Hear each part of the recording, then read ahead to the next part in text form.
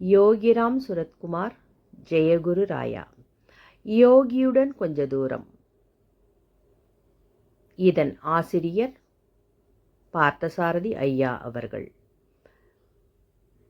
இந்த பயணத்தில் இன்று நாம் பார்க்க இருக்கும் தலைப்பு பிரச்சனை. அன்று காலையிலிருந்தே குருவின் அருள் குறித்து யோகி விஸ்தாரமாக பேசிக் கொண்டிருந்தார். நாங்கள் கேட்டுக்கொண்டிருந்தோம். குருவின் மகிமை அறிந்து குருவை நாடுபவர் மிகவும் அரிது. குருவை நாடுபவரில் ஒரு சிலரே குருவை காண முடிகிறது. குருவை கண்டவரில் மிகச்சிலரே குருவை அணுக முடியும். குருவை அணுகியவரில் ஓரிருவரே குருவால் ஆட்கொள்ளப்படுகின்றனர். யோகி ஆழ்ந்த அமைதியில் புகைப்பிடித்து கொண்டிருந்தார்.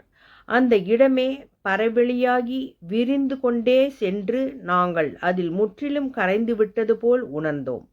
வாழ்வின் அன்றாட போராட்டங்கள், அபத்தமான ஆசைகள், விபரீதமான போக்குகள், ஆங்காரமான அகங்கார சொற்கள் அனைத்தும் விலகி நான் என்ற சொல்லே அசிங்கமாக தெரிந்த வேளை அது.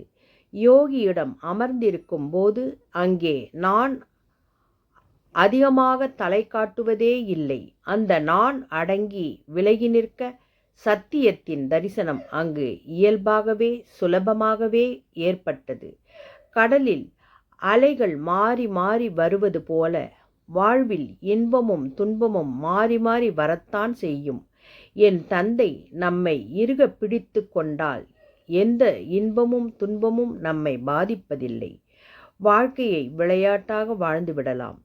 தந்தையிடம் சரணாகதி அடைந்து நாம் பயமற்று இருப்போம்.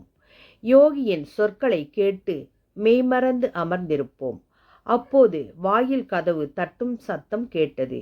யோகியின் உதவியாளன் உள்ளே வந்து ஒரு நண்பர் வந்திருப்பதை யோகிக்கு அறிவித்தான். அந்த நண்பன் யோகி உள்ளே அழைத்து வரச் சொன்னார். நண்பரும் உள்ளே வந்தார். யோகியை நமஸ்காரம் செய்தார். அவர் அமர வேண்டிய இடத்தை யோகி அவருக்கு காட்டினார். அவரையே யோகி உற்று பார்த்தார்.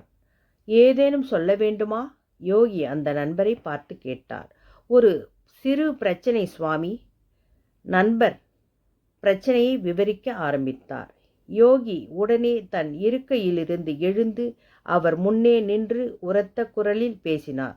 உன் பிரச்சனைகளையெல்லாம் ஒரு மூலையில் வைத்து விட்டு தினம் சிறிது நேரம் என் தந்தையை உன்னால் தியானிக்க முடியுமா? அப்பொழுதுதான் இந்த பிச்சைக்காரனால் உனக்கு ஏதேனும் செய்ய முடியும். வந்த நண்பர் வாயடத்தி நின்றார். யோகி அங்கிருந்த ஒரு வாழைப்பழத்தை எடுத்து அந்த நண்பரிடம் கொடுத்து அனுப்பி வைத்தார். யோகிராம் சுரத்குமார், ஜெயகுரு ராயா. யோகியுடன் பயணத்தை தொடர்ந்து செல்வோம்.